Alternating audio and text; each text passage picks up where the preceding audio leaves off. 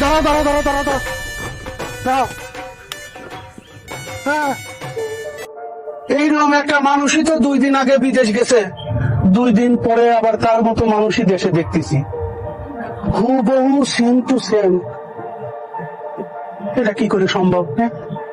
আমি তো তাই কইতেছি, হুবহু একই চেহারা মানুষ আছে নাকি? এই, আপনি কোথা থেকে আইছেন আর কোথায় যাবেন? আমার বাড়ি ছোট ভাইরা আজি, আমি দুবাই থেকে আসছি। আব্দুল খালু আছে না, তার বাড়িতে। তার বাড়িটা চিনেন? যদি চিনা থাকেন আমার একটু দিয়ে চলেন। চিনি মানে? অবশ্যই চিনি, সে তো আমার আপন দুলে ভাই, তার বাড়ি যাবেন? এই জামাই, এই,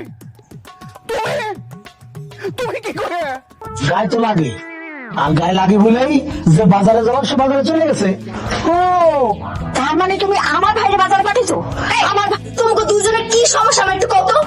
তোমাকে কি সকাল বিকাল ঝগড়া না করলে পেটের ভাত হজম হয় না? না, পাড়া প্রতিবেশী কোনো একটা বাড়ি থেকে একটা কুশব্দ পর্যন্ত আসে না, কিন্তু আমগো বাড়িতে সকাল নাই দুপুর নেই তোমরা দুইজন ঝগড়া করতেই থাকো করতেই থাকো করতেই থাকো। সমস্যা কি আমার একটু কত?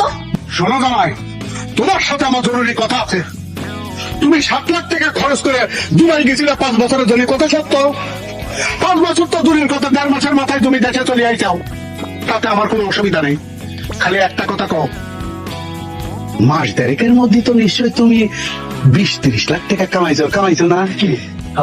মামা সত্যি করে কমু? আরে কথা কারো কইবেন না তো? আরে আমি তো, তুই কবি না মামা, আমরা কেউ কারো কম না। এই 1.5 মাসে আমি 20 টাকা কামাইনি, কোন রকম খায়া পয়লা 1.5 মাস পাইতেছিলাম। বিদেশে কি মানুষ যায় নাকি? না, কি আজে বাজে কথা করছেন দুলে ভাই? বাজারে তো যাইবেনই পারিনি, মাঝ রাস্তায় তো সর্বনাশ হয়ে গেছে। সর্বনাশ হয়েছে মানে? নিশ্চয়ই মারামারি করছিস রাস্তার মধ্যে। আরে তুই গেছিস বাজারে, তুই মানুষের লোকে মারামারি করতে গেছিস কি লিগে? মামা, অন্য কেউ তোমার শালাকে ধরতে না পারলেও আমি কিন্তু ঠিক ধরতে পারছি। সর্বনাশ হয়ে গেছে, তার মানে হইতেছে আমার আব্বা যে তোমার বাজার করার জন্য 1000 টাকা দিছে, নিশ্চয়ই 1000 টাকা তুমি গায়েব করছো, আর এখন এসে করবা যে তোমার 1000 টাকা হারাই গেছে। কি ঠিক ধরছি না? এখন বাজার করার জন্য আবার নতুন করে 1000 টাকা চাইতেছো, তাই না? এই যে আমার মেয়ে সত্যি বলছে, দেখছো তোমার ভাই এই বাজারে যে আমার 1000 টাকা নিয়ে গায়েব করে দিছে, কত বড় বাটপার দেখছো? ওকে পায়ে পড়ে দুলে ভাই একটু থামেন। এই যে বাজারে 1000 টাকা দিয়েছে, এই যে টাকা আমার পকেটেই আছে।